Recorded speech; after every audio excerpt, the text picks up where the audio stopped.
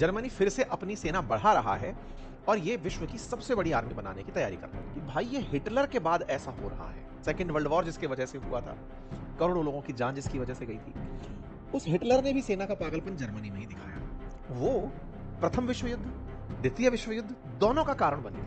अब इनके द्वारा फिर से सेना बढ़ाया जाना कहीं तीसरे वर्ल्ड वॉर की पहचान तो नहीं। नाम है चांसलर मर्ज, जो हाल ही में भारत की यात्रा पर आए थे, और जब भारत की यात्रा पर आए थे तब ये अपनी तरफ से हिंट भी देकर गए थे। इस बीच में ये अपनी यात्राओं में पूरी तरह से विश्व कहीं ना कहीं अमेरिका के खिलाफ तैयारी कर रहा है।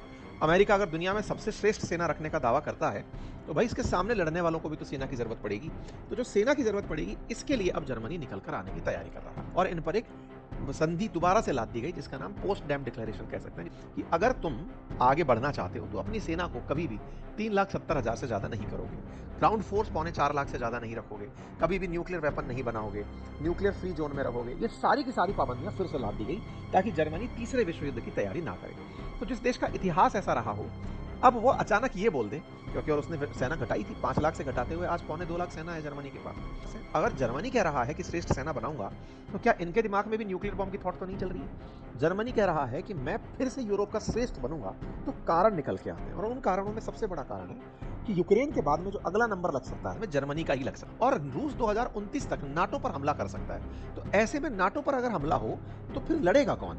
सभी टसल एक ही तरफ जा रही है कि अमेरिका ना पड़ोसियों का है, ना यूरोपियंस का है, ना नाटो अलाइज का है, तो फिर इन्हें अपना संभालना पड़ेगा कि भाई सुनो, दुनिया भर के देश कह रहे हैं कि हमें अपनी ज्वाइंट फोर्स बनानी चाहिए, तो बना लेनी चाहिए। यूरोप के अंदर अगर सबसे ज्यादा सेना अगर किसी के पास है तो वो फ्रांस है, उसके बाद पोलैंड है, फिर जर्मनी है, फिर ब्रिटेन है, फिर इटली है। तो ऐसे में जर्मनी श्रेष्ठ सेना बनाने की अगर बात करता है तो फ्रांस की जितनी सेना है उससे भी ज्यादा सैनिक जर्मनी में लिए जाएंगे। कहा जा रहा है 2.5 लाख रुपए महीने तनख्वाह ऑफर की जा रही है सैनिकों को सेना में शामिल होने के लिए। लोगों को फिर से सेना में शामिल होने के लिए उकसाया जा रहा है। 90% जर्मन्स का भी यही मानना है कि यह तरीका है, क्योंकि नाटो पर विश्वास नहीं बचा, धीरे धीरे अमेरिका से विश्वास लोगों का उतर रहा है। तो जर्मनी इसी कारण से अब वेपन परचेज करने निकल पड़ा है, सेना को मॉडर्नाइज करने में निकल पड़ा है। कारण उसका रूस हो या अमेरिका, कुल मिलाकर